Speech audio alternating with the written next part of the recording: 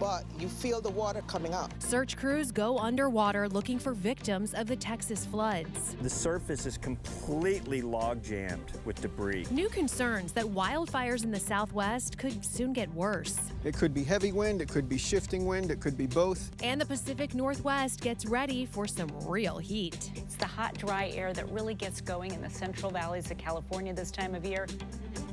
From our nation's capital, this is the National Weather Desk. Well, good morning and welcome to the National Weather Desk. I'm meteorologist Eileen Whalen. This morning, we are monitoring a system that could soon form into a tropical depression. The disturbance moved over northern Florida yesterday, and it's now over the Gulf, where flood watches are already posted for coastal areas. Meteorologist Riley Blackwell starts us off tracking it. Technically speaking, this is still Invest 93L.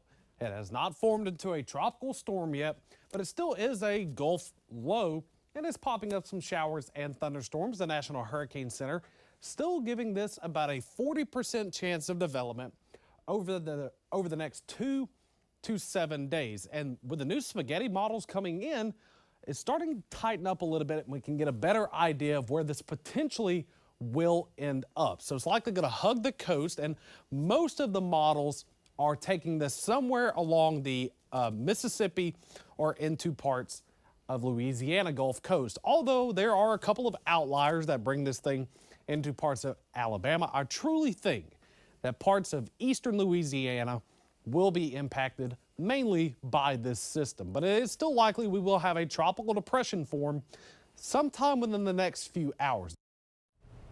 Well, there's also a threat of severe weather today. The Storm Prediction Center is focused on two areas with the highest risks. One includes Chicago and Milwaukee, the other in Colorado, which includes Denver. But the entire area from the Rockies to New York could see at least some severe thunderstorms. Well, now to New Jersey, where people are still cleaning up following Monday night's flash flooding.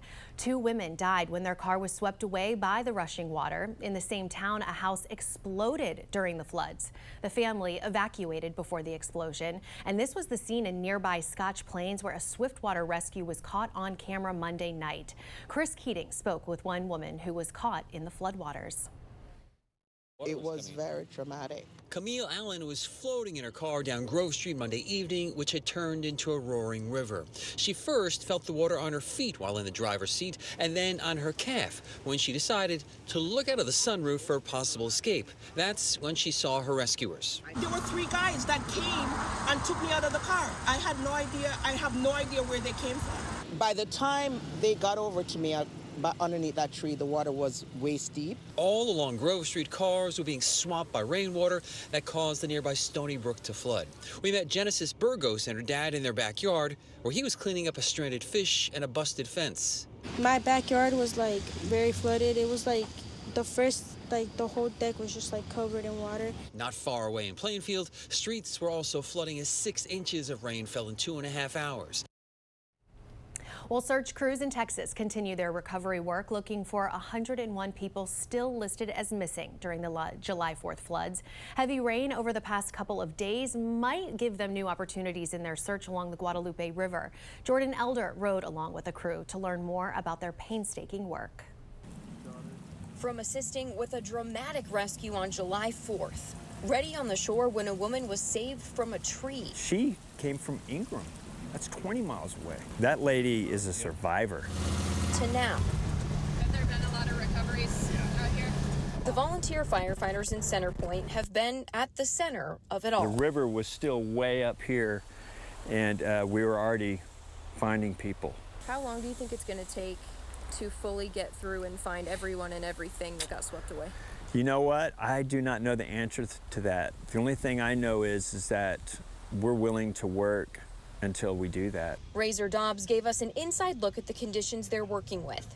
This entire debris field pulled from a small area along the Guadalupe, all complicated by the recent rain, especially for dive teams like this. The visibility, they told me, is about 2 inches. And some parts of the river is just the surface is completely log jammed with debris. All the while, they're finding items from their neighbors upriver.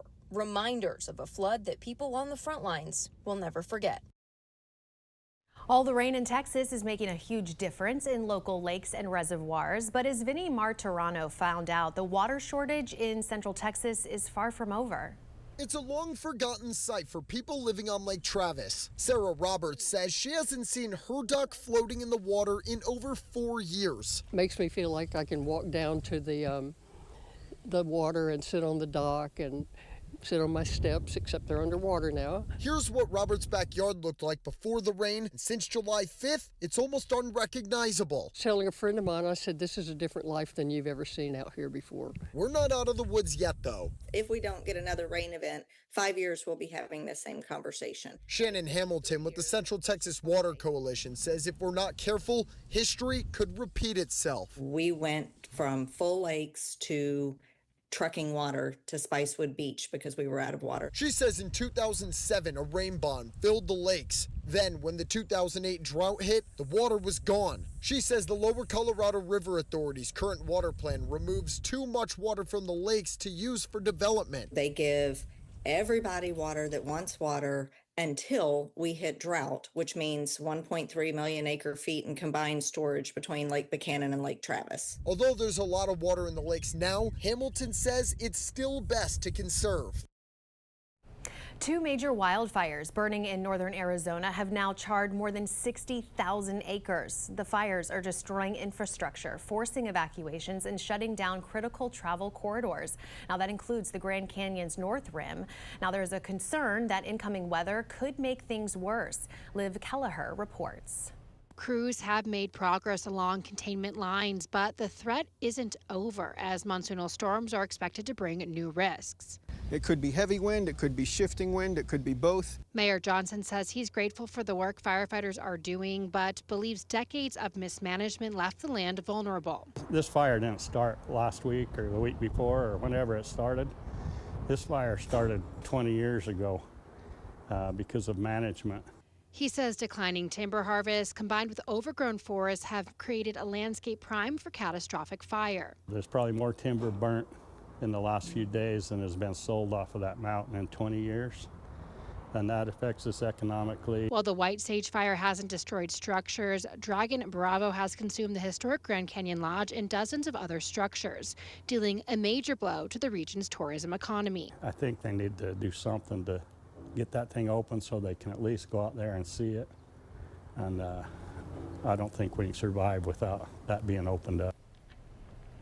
Well, there's now an increased wildfire risk in the Pacific Northwest, and that's because the region is bracing for the warmest stretch of weather of the year. Temperatures are soaring into the 90s, which is unusual for that part of the country. Seattle meteorologist Shannon O'Donnell explains why it's happening.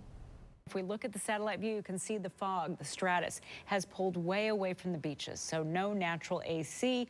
What's pushing it away? The northeasterly winds. We've had this thermal trough. That's the latest weather feature. It's the hot, dry air that really gets going in the central valleys of California this time of year, pushes up from Sacramento and Redding, just takes a nice road trip all the way up I-5, and then that area of high pressure tries to fill it in. And so it starts trying to push into that trough, and it gives us that northeasterly flow. And that means our sea breeze is totally cut off. We lose the moisture and the humidity, but we definitely gain the heat. The National Weather Service has issued more flash flood warnings this year than any other year since 1986. Of the 3,000 warnings so far this year, the Appalachians, Ozarks, and Southern Plains have seen more than other regions. Roughly 170 warnings were issued just on this past Sunday and Monday. Officials at the National Weather Service also say flash flood emergencies, which are considered life-threatening, are noticeably higher this year compared to 2024. Coming up here on the National Weather Desk, the Allegheny Trail is the longest trail in West Virginia. We'll show you how officials keep it clean and safe for hikers all year long. Plus tips for keeping you and your home safe during flash flooding.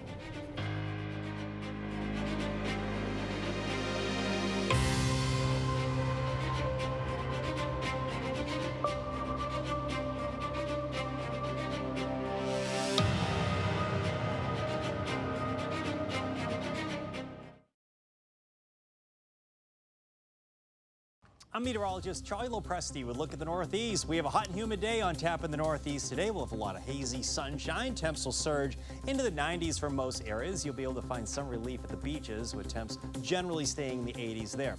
Let's take you through the afternoon. That's 1 o'clock in the afternoon. Notice a lot of hazy sun with a lack of clouds and showers in the forecast. It's going to be a hot one today.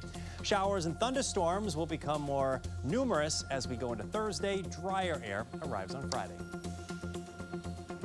I'm Chief Meteorologist Gerard DeBailey. Here's a look at the Mid-Atlantic region, tracking more showers and storms for your Wednesday afternoon and evening. That activity will continue again on Thursday, especially to the west in the mountains. We'll likely see the better chances rolling through and also into the night on Thursday night. Going into your temperatures, though, that'll likely heat up. Low 90s even possible for the Mid-Atlantic, if not upper 80s. Mountains will be cooler, but we will all be heating up further as we get into your Thursday afternoon with 90s for much of the area.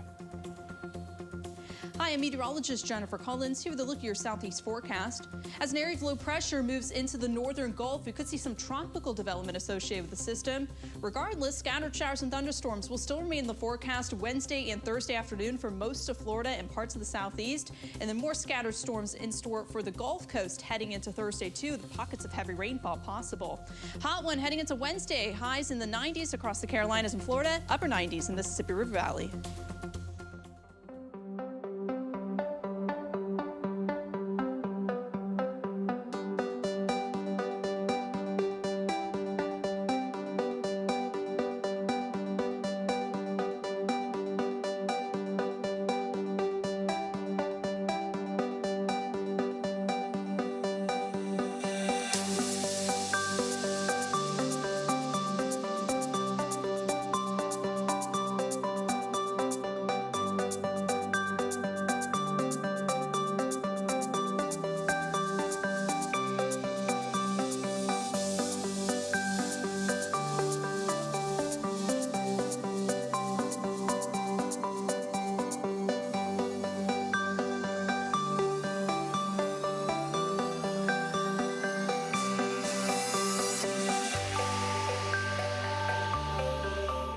You are watching the National Weather Desk.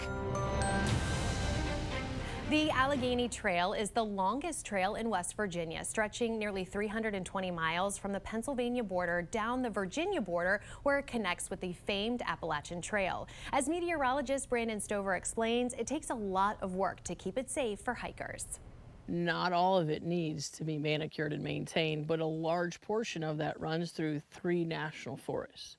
And so what that looks like is a lot of chainsawing, a lot of trimming, a lot of actual tread, right, improvement. And so whether it's winter, wind, snow, rain, that type of thing, year-round maintenance.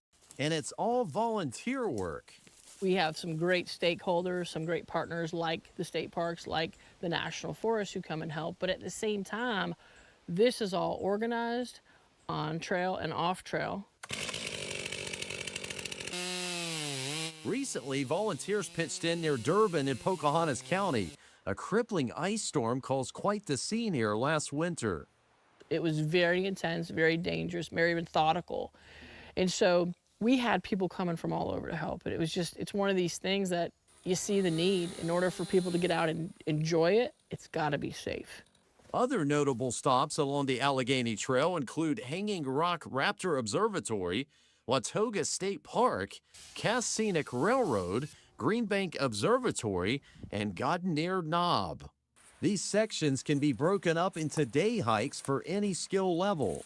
We have some of the most unique and less populated mountains where people can come and decompress and walk away with a gift that only nature can give.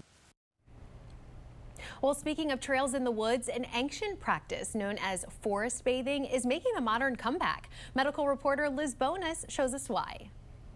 Hey there, everybody. The word forest bathing comes from a Japanese practice known as Shinri Nunku. It means taking in the forest atmosphere to enhance your own health and well-being.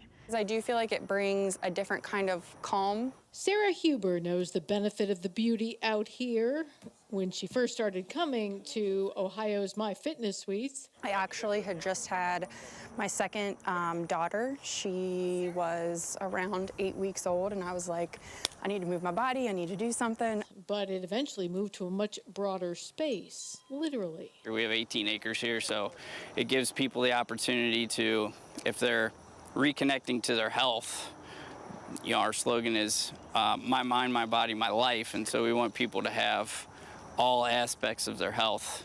And that is where forest bathing comes in. It makes you move your body in natural ways There's more of a functional aspect to the fitness when you're outside. while you relax the mind. The idea is to reconnect to nature.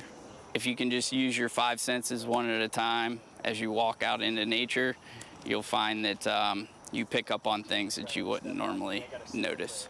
As you take in the outdoor sights, scents, and sounds, There's a piece to it of just slowing down, but then I think one of the bigger benefits is mindfulness. since mindfulness is living in the moment, It just gives us an ability to decompress. and that, Sarah says, is the real benefits.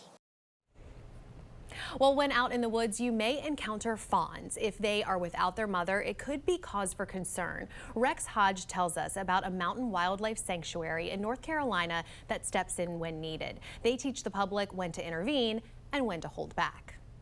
Gwen Lant at the Edith Allen Wildlife Sanctuary says it can be a dangerous time for them. They get in a fence or they get out on the road, so this is typically injury time of year. Many end up at the sanctuary. In 1.5 months, 77 fawns have come through this door. They come in for a variety of reasons. He was attacked by a dog. Some start off in incubators, some in crates, all cared for. If they're wounded, we fix their wounds, we splint their legs. They're fed to regain strength. When ready, they graduate to the kindergarten section. Where they can go in and out, we can teach them to eat off of the bottle rack. All this is a labor of love for the Lant family, but they want to advise the public also when to intervene when coming across a fawn. Because I can tell by looking at pictures and videos whether a fawn needs to be brought to me or it needs to be left for its mother. I can tell by their stomach whether they've been fed. Lant says fawns are often left by their mothers for long periods of time, but she says that doesn't mean they're in distress. If the fawn is injured, it has to come in because its mom can't fix its wounds. And sometimes fawns need intervention when their mothers are killed on the road. Lant describes herself as a teacher instructing the public and leading fawns needing rehab through grade levels. The fawns go from the incubator to kindergarten, and then they come up here to the fawn barn. This, I guess you'd call middle school. And we make sure, again, everybody's getting big enough. Then it's on to high school. Plenty of food, but minimal human touch. This is the healthiest of the healthy. And then to the ultimate goal, releasing them through a gate back to the wild. When they're weaned, we open this and off they go. A trip to a local creek turned into a nightmare for a Florida teenager when she encountered not a deer, but an alligator. It latched onto her leg, and while she was able to free herself from the gator's grasp, her story doesn't end there. Samantha Serbin has more. I had felt something latch onto my leg, and I didn't know what it was at first, so I just turned my body around and started punching it in the head. It was an alligator. It had let go and then grabbed again and then dragged me underneath the water and then shook me around. Summer eventually broke free. Her friend grabbed her and pulled her to safety, where she says instinct took over. I hit the ground. I laid down on the ground because I couldn't run for real, and I just started praying. Praying to get away. Praying to keep her leg. My friend, he came up to me and I was like, "Is my leg still there?" And he was like, "Yes, you're fine, it's not that bad." But the danger wasn't over. We have to get up. He's coming up from behind you. The gator was following Summer. So he had to pick up me and my other friend because my other friend was freaking out and run up the bank onto because it's higher than the rest and the gator couldn't really climb up. So he had to pick both of us up at the same time and run up there. Then he ran to get his phone. I get a phone call because one of her friends made it to where they had service. Summer's been bit by an alligator. That's all I needed to hear. I left just like I am right now, jumped in my truck, 911. Summer's mom pulled her into the truck bed and raced to meet first responders. Based on the size of the bite, officials think the gator was at least 10 feet long. People were saying that we were provoking the Yes. gator, which was not true at all. Because it snuck up from behind me and none of us even knew that he was there. Growing up surrounded by nature, Summer says she knows better. We would never mess with it because we know the dangers and what he could do. The 15-year-old now has the scars to prove it. We asked what others should do if ever in her situation, face to face with an alligator attacking. Honestly, I would just start praying. God is the only person who got you. Time now for a short break, but first we take to the skies over Maryland's Chesapeake Bay Bridge.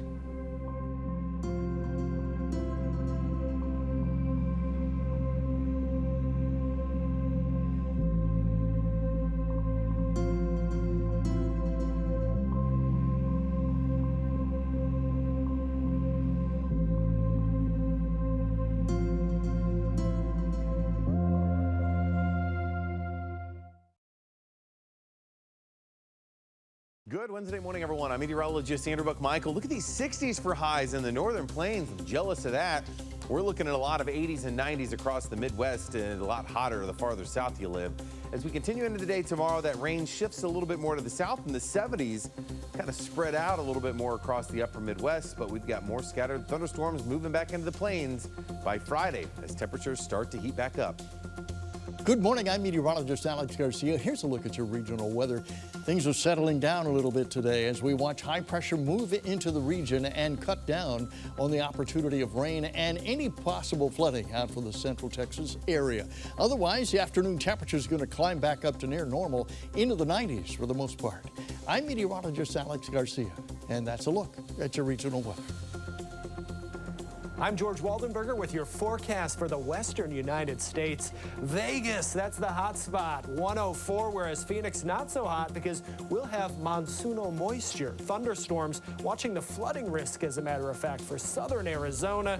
Meanwhile, the heat builds right up the west coast into Seattle, watching that fire weather danger from Nevada, Utah, parts of Idaho into Wyoming. That's the scene from out here.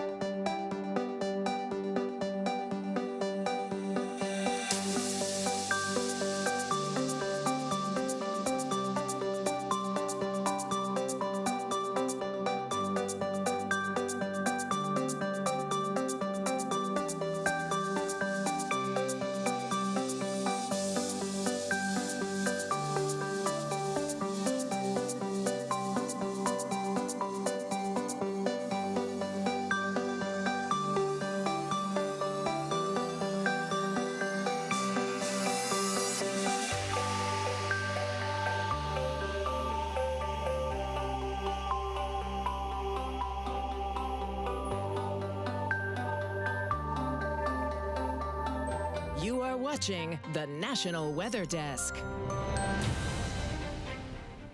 It's important to keep your home weather ready all year long. Meteorologist Sarah Converse spoke to a home maintenance expert about preparation for what the rain can bring. So you have to have good gutters, good downspouts, and then the water going out to the street has to be taken out to the street to get away. The sump pump is an essential tool to prevent water from flooding your basement. The water comes in. When the water gets high, this little float here rises, of course, due to the water rising. When it gets a certain point, it turns on the sump pump. The sump pump starts pumping the water. The water's pumped outside. The float goes down, down, down, and it goes off. With any type of equipment, you need to do routine maintenance, like cleaning gutters and downspouts. Remove any debris from storm drains. A little bit of maintenance and checking everything saves you thousands of dollars, because sometimes if a gutter's overflowing, then the water goes right against the foundation, creates hydrostatic pressure, which can crack or bow your wall. Now you're into an expense, a terrible expense.